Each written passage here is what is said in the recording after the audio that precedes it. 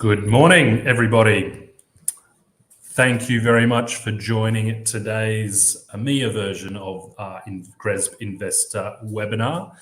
We had one yesterday, which was the APAC version, went very well. Maybe some of you joined that, and we have the Americas one tomorrow. So I see some familiar names who signed up. We have about a bit over 200 registrants for today, which is, far exceeded our expectations. But we also have some prospect investor members who are interested to learn more about GRESB. So we'll get into a brief history in a second. But first of all, my name's Steve Pringle. I'm part of the Member Relations Division here at GRESB, and I'm also joined by my colleagues, Rolly Agrawal, who looks after the Investor Member Program. Some of you may have come in contact with her already. And then Jenny Wong, who is part of the Member Success team, but she's got a bit more of an angle on investors, so can help with portal demos, information about the technical issues of GRESB aimed at investors. So that's why the three of us are on the call.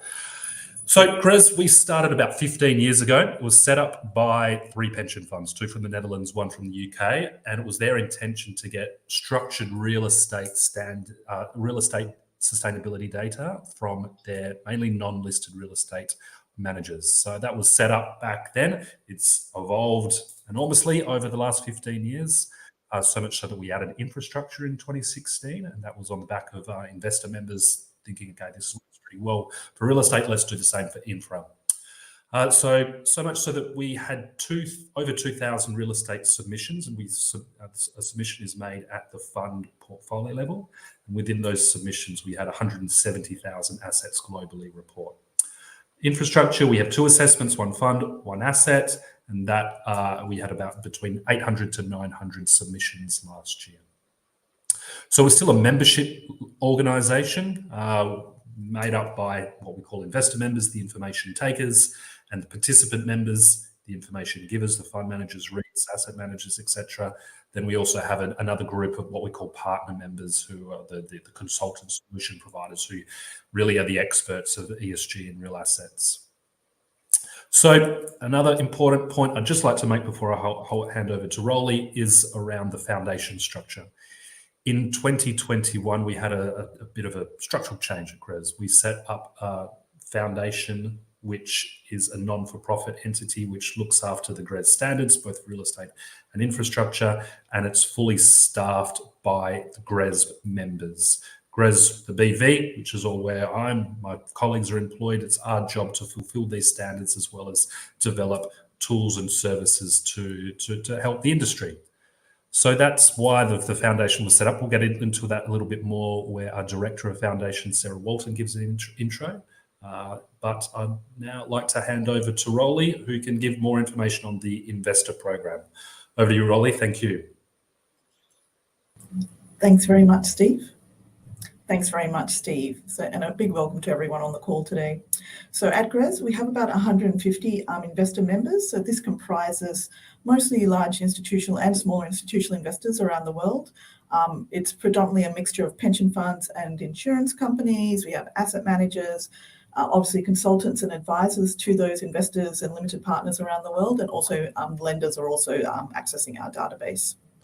Of the currently 150 investor members, about 60 of those are EMEA based. So I have coverage of our EMEA investor members, and I know that a lot of those investor members are sitting on the call today. So a special hello to those current EMEA investor members that are with us today. So I joined GRESB just over a year ago, and part of my joining was part of GRESB's effort to really put some more thought and resources into focusing on adapting our investor member offering in order to meet the unique and increasing information needs of the investor member community. And so part of my hiring and what I've been doing for the last 12 months and the rest of the team here is we've really tried to focus on trying to develop tools and products that really do meet what the evolving needs are for the investor community.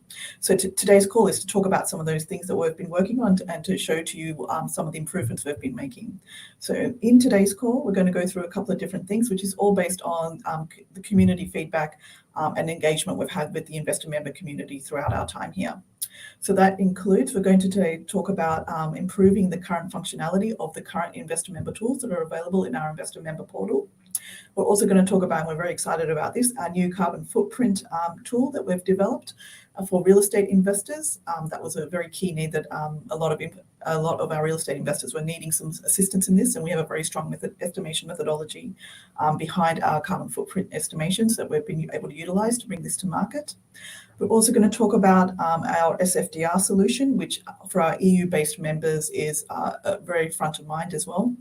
And we're very excited this year to release a new infrastructure development assessment, which covers infrastructure assets that are pre-operational, so in pre-construction or construction phase. We didn't cover that before in our infrastructure assessment, so we'll talk a bit about that today as well. And also we're going to talk about our governance group and our strategy roadmap. So we have governance groups that focus on our real estate assessment standards and our infrastructure assessment standards. And those governance groups, they are very much independent to the GRESB staff. So they are formed by industry members who are GRESB participants, GRESB investor members, and GRESB partners. And they are basically chaired by our head of product team, but they are the teams that look after the governance of what sort of questions and items should we be focusing on for the development of our assessments year on year. And so we'll hear from Sarah Walton later on, who will give us a little bit of input and guidance on what they've been working on and what the strategy is for the next few years for each of those. And I'd now like to hand over to my colleague, Jenny.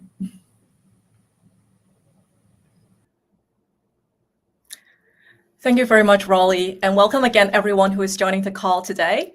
And I would like to give a brief overview on our investor membership offering. So more often than not, we receive questions from prospective investor member. So what is actually so unique about our GRESB investor membership? And actually, our current offering has 3 unique parts. So the first one is that you have access to all of the GRESB benchmark report. You'll get to view all the current and historic GRESB report for all of your managers who have completed the GRESB assessment. So for those who have subscribed to our listed database, you will automatically have access to all of the available REITs in our database. As for those who have subscribed to our unlisted database, given the confidential nature of these private funds, you will have to request access from the manager in our investor portal. But don't worry, this is a very simple process for you to request access from the manager within our portal. Second of all, you can make use of our data exported tool. So this is a tool that allows you to download the answer, data points, and the score from your manager GRESB submission in an Excel format. So this tool, I would say, is especially useful for analytical teams who are trying to deep dive into their manager's result on a specific topics. So for example, if you'd like to extract an Excel file showing which of your managers have senior management compensation linked to sustainability metrics, or if you would like to extract total floor area in terms of square footage and the reported energy consumption in your investment, this is totally made possible by our data exported tool. Thirdly, our portfolio analysis tool is also made available to you. Our portfolio analysis tool, or often we call it the PAT tool, allows you to conduct a high-level analysis for an investor to compare their portfolio against the benchmark of your own choice.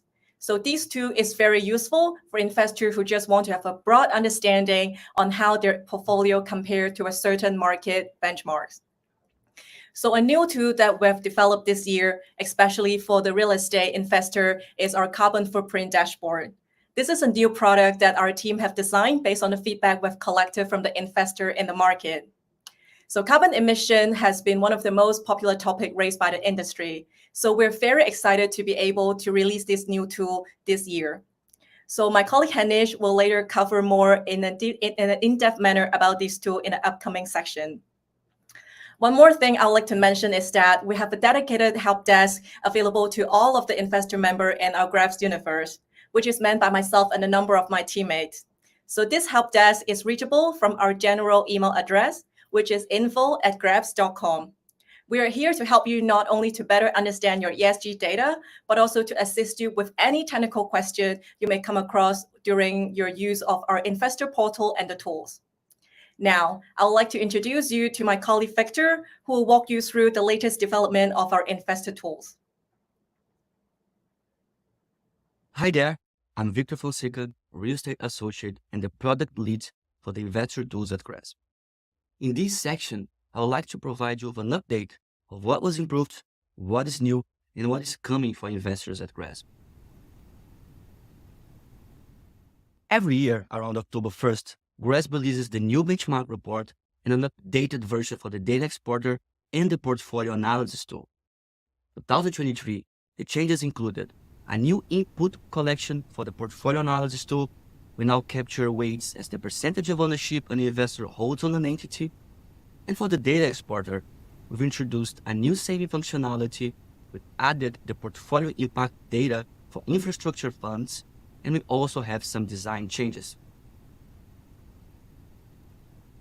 Also in 2023, non-listed investors can now request access to the products that their managers participated. These included the TCFD alignment report, the transition risk report, and also the SFDR report and data. Following this development, we also introduced a new feature for investors, the Express of Interest.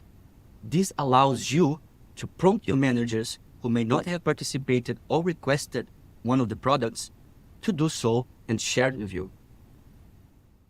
Additionally to the carbon footprint dashboard that was just released, GRESB is also working on a new dashboard that will provide a centralized, easy, and interactive way for investors to understand the ESG performance of their underlying investments.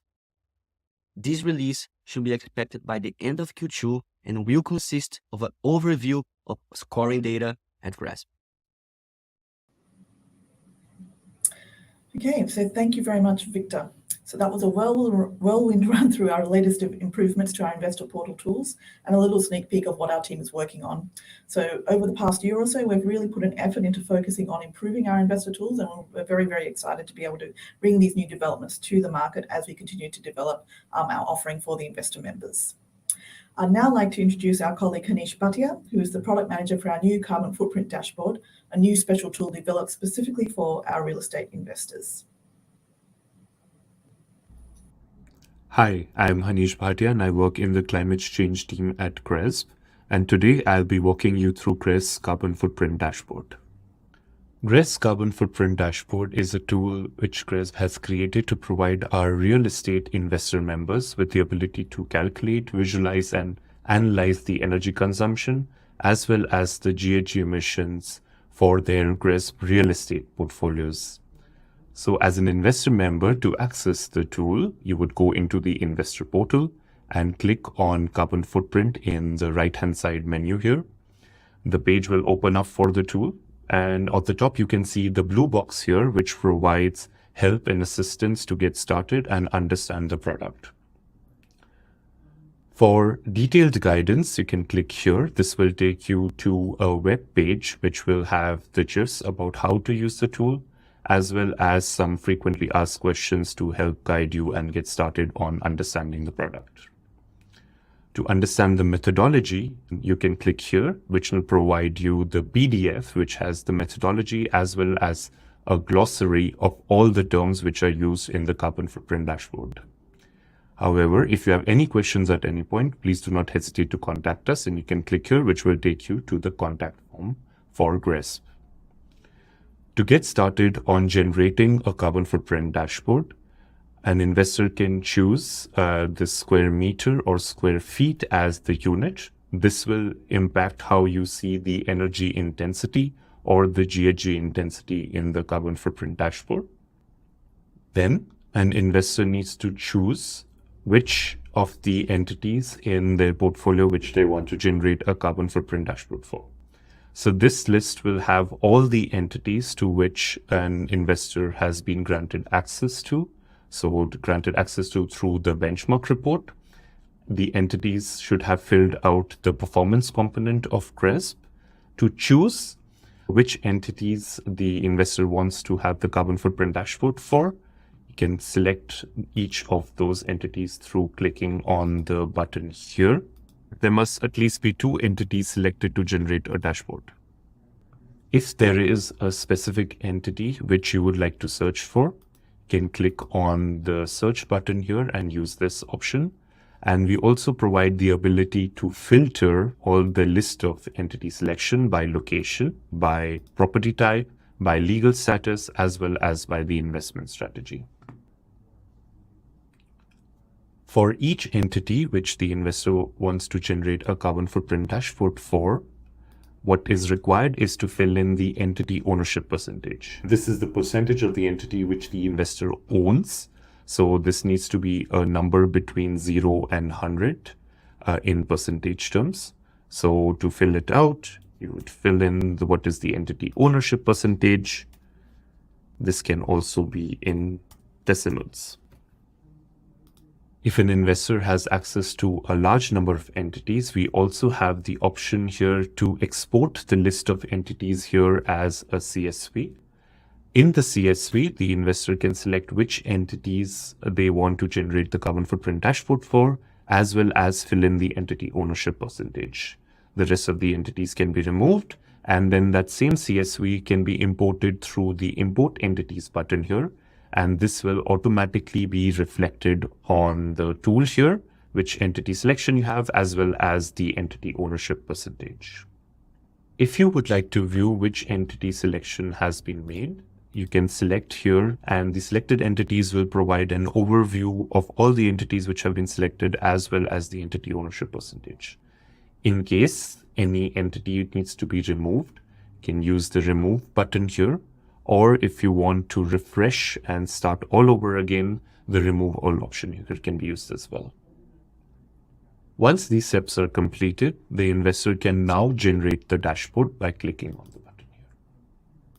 After generating the dashboard, what you will see is this screen here. On top, you will be able to see this blue box, which provides the link to a survey. Please provide us feedback through this survey, as it will help us improve the current product as well as future iterations of the product. You can see the number of entities in the selected portfolio. The same blue box with the guidance as well as the methodology and the ability to contact GRESB for any questions is also available on the top. Below, you will see two tabs in the dashboard. So one tab is the Energy tab and the other tab is the GHG tab. These tabs provide the energy and GHG metrics respectively. Under each tab, you will have the option to navigate between two different views. One is the portfolio view and the other is the entity view. In the portfolio view, you will be able to see the breakdown of your portfolio's energy and GHG data as per the country and property sector. So on top, you will see the aggregate energy consumption metrics as well as the energy intensity by floor area for the selected portfolio. The chart below provides the split between reported energy consumption as well as the GRESB estimated energy consumption. So by using the GRESB estimation model, the data coverage is completed. So what this shows is how much of the energy consumption was completed using the GRESB estimation model. The charts below provide the energy consumption broken down by country and property sector. You can hover over the charts and this gives us the specific metrics for those country and property sector cross-section. The chart below here provides the same thing the other way around in terms of property sector broken down for each country. And you can also see what percentage of the energy consumption is being contributed by this property sector. The charts below show the energy intensity in the portfolio broken down by country and property sector, as well as individually for property sector and country. Finally, in the end, you see the table which provides all the data which was shown above in the charts in a tabular form. Scrolling back up, we see the filters. So an investor can interact with the data on the chart by using the filters here. So where you can filter by property sector, by country, or by legal status if both listed and non-listed entities are included in this portfolio. Going on to the entity view. The entity view shows the metrics for each entity which was selected in the input stage.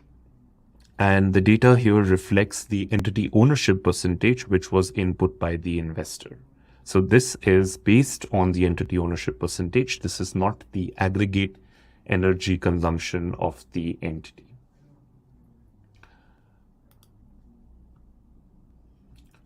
On the GHG tab, the investor has the ability to choose between location-based methodology or market-based methodology as per the GHG protocol with these buttons here.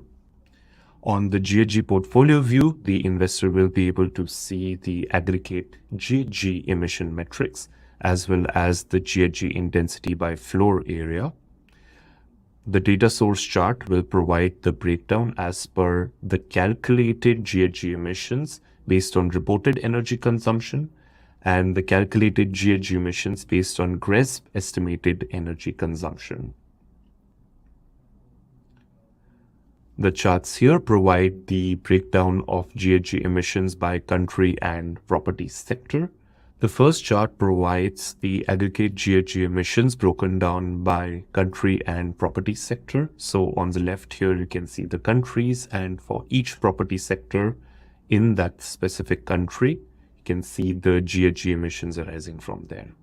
The percentages provide what percentage of the GHG emissions in the real estate portfolio does that country contribute.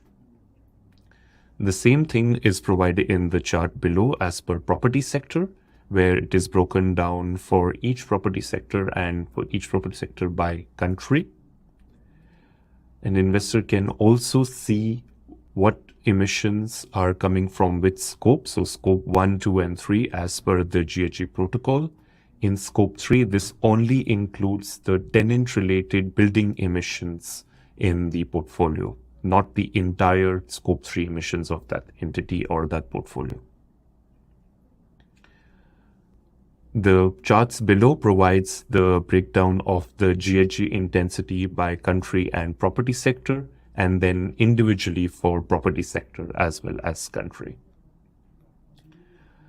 In the table below, for each country and property sector, it is reflected in the same data which was shown in the charts above. On the entity view, the investor can see the entity level metrics based on the aggregated asset level data as well as the entity ownership percentage which was entered in the input stage. So for all entities which were selected to be part of the portfolio, the entity level metrics can be seen in a tabular form. To download the data, which is shown in the dashboard, the investor can click on the download data button here, and the data can be downloaded in an Excel format for each, the energy portfolio view, the energy entity view, the GHG portfolio view, as well as the GHG entity view. To convert the entire dashboard into a PDF, an investor can click on the Convert to PDF button here, and that will provide a PDF format of the dashboard. To go back to your entity selection, the investor can click on the Edit button here, and this will take you back to the entity selection, which can be edited again, and a new dashboard can be generated again. The dashboard will not be saved, so if a new dashboard is generated, you lose access to the previous dashboard. We look forward to hearing your feedback on this tool, and if you have any questions, please do not hesitate to contact us. Thank you. Thank you very much, Hanish. That is a really thorough introduction to this new tool. I hope that this segment was a useful teaser for our new carbon footprint dashboard. We're very excited to bring this tool to the market and hope to gather more investor feedback on this. So please do not hesitate to contact us if you'd like to have a personal demonstration of this very new tool. Now, let's talk about our offering for the Sustainable Finance Disclosure Regulation, or SFDR, which many people on this call might have the reporting obligation for it. So we have developed a very specific SFDR reporting solution, which is completed by your managers to assist you to better gather, standardize, and aggregate your SFDR data needs. My colleague Fabio will now further elaborate on this. So in the meantime, if you have any question, please feel free to put them down in the chat box in this webinar, and we'll try our best to address them in the later section. If that is not possible, we'll get back to you via email. Now over to you, Fabio. Hello, I'm Fabio Schweinoster, Infrastructure Associate and SFDR Lead at GRESB. In this section, I will introduce the GRESB SFDR solution as well as regulatory market trends based on our most recent analysis. First, what can we understand from market disclosure? In the last quarter of 2023, GRESB conducted an analysis on a subset of infrastructure participants that took part in the GRESB infrastructure assessment. By examining the information publicly shared, we observed that many managers disclose SFDR-related information differently. To start with, out of 35 sampled GRESB European managers, almost 90% publicly disclose PIEs at the entity level, with few of these managers providing product-specific information. When it comes to the EU taxonomy alignment in the public domain, the findings are consistent with the data presented in the GRESB benchmark, whereby only 20% of the analyzed managers have identified and disclosed alignment with the EU activities. Looking at real estate instead, managers tend to disclose real estate indicators only. What can we expect, therefore, in the SFDR for the foreseeable future? Overall, the SFDR is currently undergoing a comprehensive review, with clarifications on proposed PIEs data being made by the EU authorities. This will hopefully address the previous unclarity in the technical criteria. Despite these evaluations, challenges persist in understanding and navigating the complexity of PIE indicators. It's important to note that we have observed an improvement in data availability for relevant ESG KPIs, suggesting that the industry is progressing in its adoption of sustainable finance principles. GRESB can help reporting on the SFDR by allowing disclosure of PIEs data early in time and throughout the year. Essential features such as automatic aggregation logics, sharing data with investors, the download of PIEs information and report right after submission, as well as the ability to pre-fill previous year information, optimize disclosure efficiency, allowing for the lowest reporting burden possible.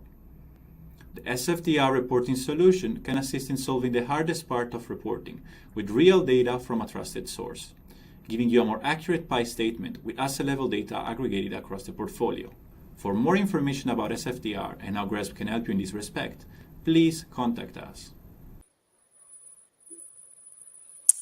Fabulous, Fabio. Thank you very much. Right, and SFDR regulatory reporting has been a pretty hot topic, as you can imagine, over the last few years. We've had a fair bit of success with our reporting platform for the sustainable financial regulation for our infrastructure side, and have in current process of having quite a few discussions with our real estate investor members as well to get more reporting from their managers. Okay, before I hand over to Sarah, the director of the foundation, and she also acts as the secretariat for the foundation, just want to encourage everybody to write some questions in. We've got a fair few from the registration links, but it's always good to have some read out live as well. Okay, so please, over to you, Sarah. Hello, thank you for tuning in to this GRESB Inside ESG event. I hope you've enjoyed hearing from my colleagues around the world and are excited to embark on another year of data-driven sustainable investing. My name is Sarah Weldon. I'm the director of the GRESB Foundation, the independent mission-based nonprofit organization dedicated to owning and evolving the GRESB standards. Last year, the foundation approved many updates to the GRESB standards, several of which will affect how participating entities are scored based on their asset level performance.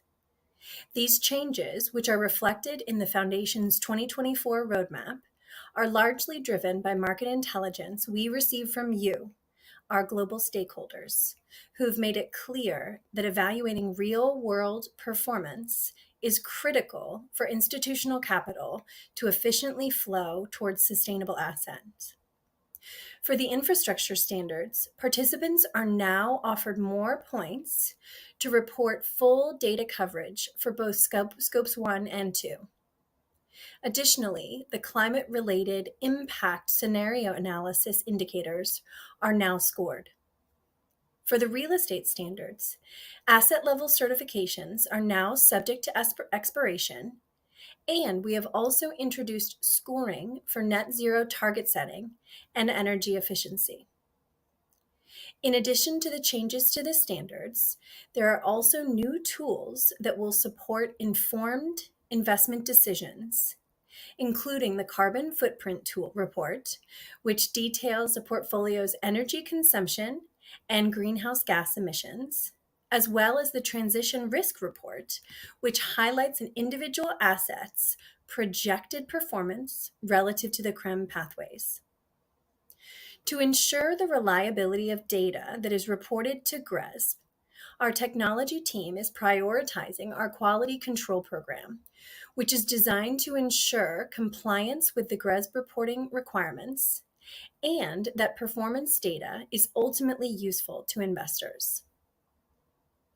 It's also worth noting that while evaluating both the management and performance aspects of portfolios provides a holistic assessment of each reporting entity, we acknowledge that some investors may find benefit in only utilizing the performance component of the GRESB assessments.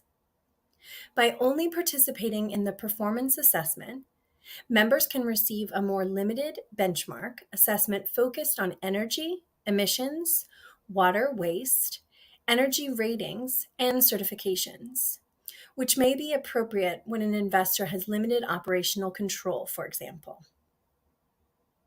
We hope you find these updates and tools useful as you continue to communicate with your managers on how to improve the management and operation of your real asset investments. As we look forward to the 2025 standards updates, the Foundation continues to earnestly grapple with the opportunities and challenges facing the global real asset industry. And therefore, it is important that we hear directly from you, the Foundation's stakeholders around the world. I look forward to working with each of you. Your engagement is truly critical to drive the sustainable market transformation. Thank you.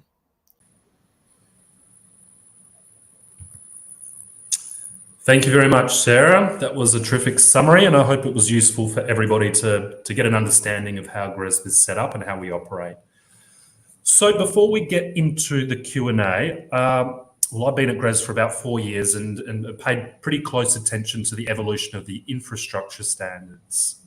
It's a pretty unique part of our organisation, given that it's a pretty big challenge when you're trying to look at a standardized report for a diverse sector, which infrastructure is. Now, Rolly has had a lot of comes from a background of infrastructure, so I'd really like to get her view on the sector. Thanks, Steve. So yes, I've been privileged to work with some European and global infrastructure managers for a big chunk of my career, since the rise basically of the boom of the infrastructure investment market into infrastructure funds since the mid-2000s. And so I'm not sure how many people on the call actually have a keen interest in infrastructure investment, but there will be some of you on the call. So for some of you, you might know this already, but for those that don't, there's a lot of varying characteristics that investors face when they're trying to review their infrastructure fund investments. First and foremost, what constitutes an infrastructure asset just continually changes because the managers are more and more looking for investable opportunities that bring them in alpha or that go above the core IRR returns. And so they're always kind of pushing the boundaries. And so you see the different types of assets they invest in change over the course of time. So things that are now very much investable assets for the infrastructure investment community, things such as data centers and offshore wind farms, were not heard of maybe 10, 15 years ago, but they're very much part of the landscape now. And so these managers will continue to push the boundaries. We start to see things like new asset classes entering the market nowadays, such as EV charging stations. Lithium mining is now becoming part of the investable universe, and also with the focus on energy transition and increasing technological advancements, you start to see investment into things such as hydrogen fuel projects, and that will become more to the fore as that technology develops in the next few years. Of course, most of these assets, almost every single asset, has its own unique characteristics, its own sectoral characteristics. It'll have regional characteristics, and many of these assets, infrastructure assets, can be operating businesses within their own right. Mm-hmm. And that's exactly where the infrastructure team have really focused their efforts over the last few years to find a solution that can be taken advantage of by our investor members, but also our participant members. So as I said before, standardizations, it's a real challenge when you try to apply it to such a large and varying asset group. Yeah, so I'm really pleased about this new infrastructure development assessment that the team's developed and will be released this year. So what this does is it allows GRESB to service a portion of the infrastructure investment market that it really didn't cover before. Can you explain what you mean by that, Rolly, in a little bit more detail? For sure. So until now, the GRESB infrastructure investment standard catered to existing or operational infrastructure assets. There was not a direct catering for brand new developments or new build projects. So this is especially important for certain sectors such as renewables and data centers, for example, where there is a lot more new build going on and a lot more investor capital going into those sectors. But just given the nature of how our infrastructure systems were set up, they did not cater to that directly. They only catered to assets that were operational, that might have had a bolt-on acquisition or development, but not pure new build assets. So by issuing this new infrastructure development assessment, it kind of allows GRESB to now fully cover the investment universe and the full life cycle of an asset. So our assessment now covers assets in both pre-construction and construction phases, as well as operational phase. Beautiful. Yeah, and that's pretty exciting to be able to expand our coverage like this, so to meet the investor needs. So I can imagine it can also be a great tool for conducting due diligence on transactions in pre-operational exit strategies. Would that be right? Yeah, exactly. So it really aids the engagement between the asset manager or the asset operator and the investor, just from the design phase of an asset through to its operational phase, therefore pretty much covering the entirety of the asset's life cycle.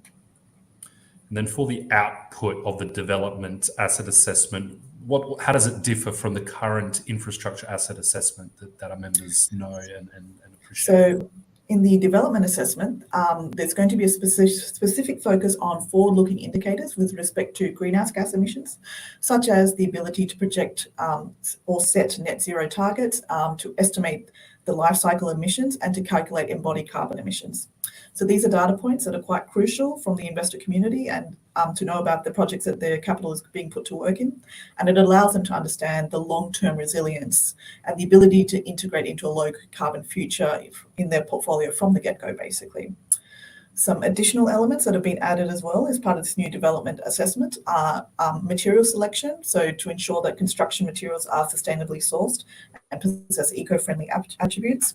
And life cycle impacts are also present in the assessment, and also site selection criteria has been added to the development assessment. It's worth noting that there are many management-related indicators that are going to be the same between the development assessment and the original asset assessment for operational assets. So this makes the transition for an asset when it goes from pre-construction and construction to operations. There'll be basically a transition that's quite smooth between our development assessment through to the asset assessment. So come October 1st, when the results are released, what should members be thinking of that they should be receiving? So what's going to land on the investor members' inbox?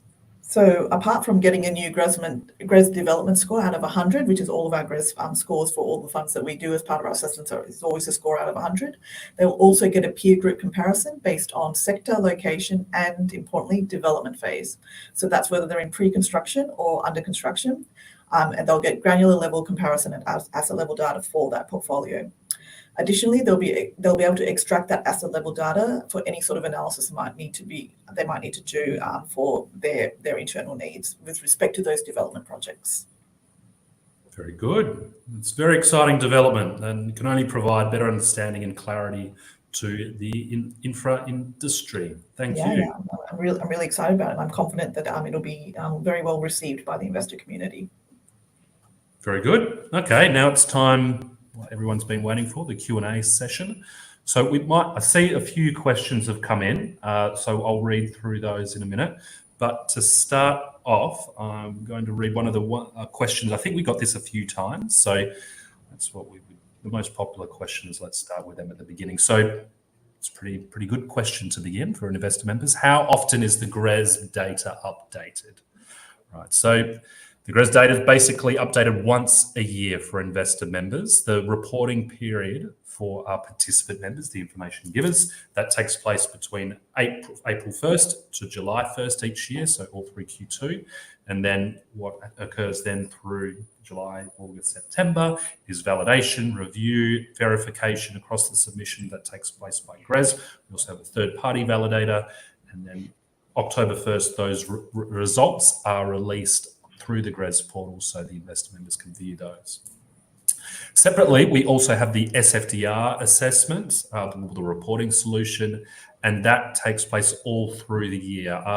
Infrastructure SFDR report is just about to launch now, and our real estate SFDR report platform will be launched sometime in next month, probably mid to late next month. So that enables a manager to report their SFDR metrics throughout the year. They can make as many changes back and forth, and then the output can also be passed on to their investors.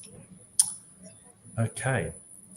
Now I'm looking at the chat as we come in. We'll go to the next question, and I think we can send this over to Jenny, who's a technical expert on the call. Which frameworks and regulatory standards does GRESB align with? So that's a really good question, and also one of the very popular questions that we usually receive a lot from the participant and also consultant or even investor member. So the GRESB assessment do not align with any one particular regulation or framework, but we do construct our questionnaire based on the topics and the guidance of many of the most widely accepted and adopted ESG framework or regulation globally. So for example, these might include PRI, TCFD, CRREM, Green Building Council, and PCAF, so on and so forth.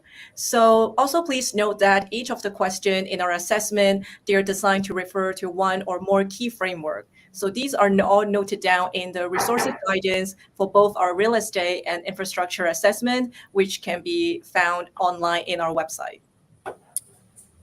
Thank you, Jenny. While you're answering that question, I'm going to throw another one at you. This one comes from Ornella Felito from Derns. So is it possible to see in which end use the energy consumption of buildings is divided and not only the total consumption?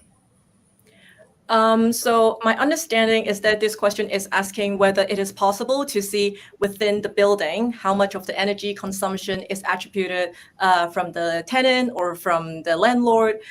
So if you have access to the benchmark report, then on the portfolio impact section, you will indeed see that on the portfolio level for this entity, the energy consumption intensity value, the data coverage after aggregation. And then if you scroll down to the energy section, we do divide the energy section according to each of the property subtype that the entity has reported. So within the indicator energy, we are scoring that in different sections. For one is about data coverage. The second one is for like-for-like calculation. And lastly is about renewable energy. So in the top section of each property subtype, you were able to see how many assets are actually classified within that property subtype, how many percentage of the floor area is classified as tenant control, and how many percentage of the floor area is classified as landlord control. So in this way, you have a brief idea on like how the energy consumption is divided within that property subtype.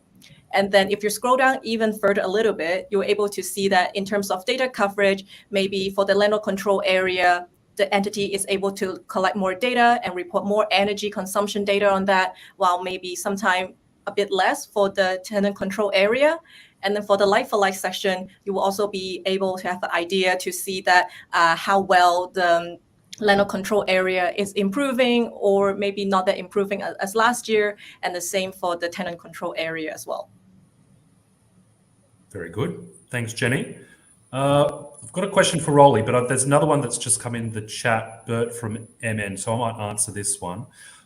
Is the data in the carbon footprint dashboard based on data of companies that participated in the survey, so that's the full GRESB real estate assessment, or also on data of companies with just a public disclosure? So public disclosure is a separate assessment that also takes place during the reporting period in Q2.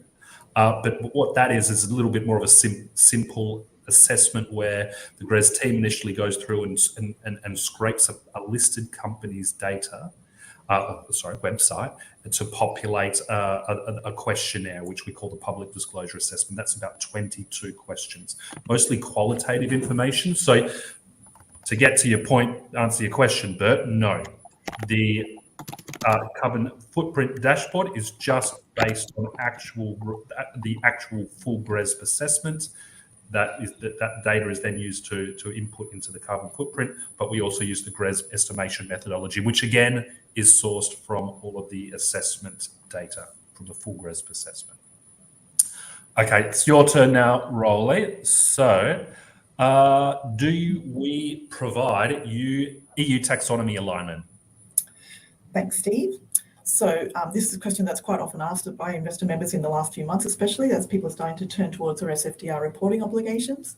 So what our answer to this is false. So first of all, we don't formally cover EU taxonomy alignment at any sort of granular level within our main GRESB assessment. And it's important to remember that the main GRESB standards that we do, they are a global standard, and therefore trying to cover regional or jurisdiction-specific regulations, it's not easily achievable within our main global standard. But having said that, we do cover EU taxonomy alignment as part of our SFDR reporting solution, which is designed to cover that. So EU taxonomy eligibility and alignment are captured at the fund level within our SFDR reporting module. So for those investors who do have a specific need to find out the EU taxonomy alignment of their managers, we would encourage you to consider our SFDR reporting solution, and please contact us after the call if you'd like to explore that in any further detail. Thank you, Rolly. All right, on to the next question, and please keep the questions coming in the chat. I see a couple more come in, and we still have time, good 10 minutes or so. Why might the energy and GHG values provided in the carbon footprint dashboard differ from the values an entity is reported in the GRESB real estate assessment? It's a pretty important one. Jenny, can you elaborate here, please? Yeah, sure. So I think this is actually very similar to one of the questions that came in earlier in the chat. So it will be nice to really clarify a little bit on that. So first of all, our carbon footprint dashboard provide relevant energy and GHG metrics on the complete portfolio level. So in the cases where there is an incomplete coverage of the underlying data, we'll complete the data gaps by using our estimation model. So by using this model, we're actually leveraging the database of approximately 170,000 real estate assets globally. So our testing for this estimation model is shown to be 95% accurate. So I would say it's pretty representative for the estimation.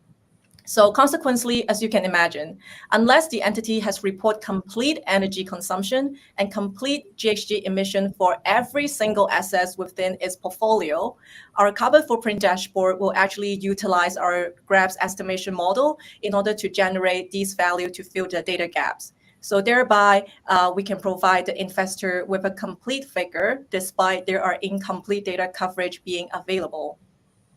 And secondly, our carbon footprint dashboard does not use the reported GHG emission value from our GRESB real estate assessment.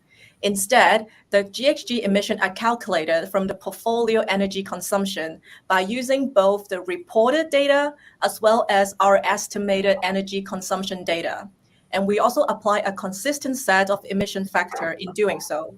And this kind of approach to calculate the GHG emission will provide consistency within the completed GHG value of individual assets, as well as standardized comparability across every asset in our GRESB universe. Lastly, this value of the absolute energy and GHG metrics in the carbon footprint dashboard are all scaled by percentage of ownership that the investor has in a particular entity. So following the PCAF attribution method, so let's say if an entity is responsible for 1,000 tons of CO2 emission and the investor owns like 50% in the entity, then the investor finance emission will be shown as a value of 500 tons of CO2 emission. I hope that not only answered this pre-submitted question, but also the question that came in earlier in the chat. Does for me. Well done. Thank you, Jenny. Okay, we have one other question that I'm going to send Rolly's way.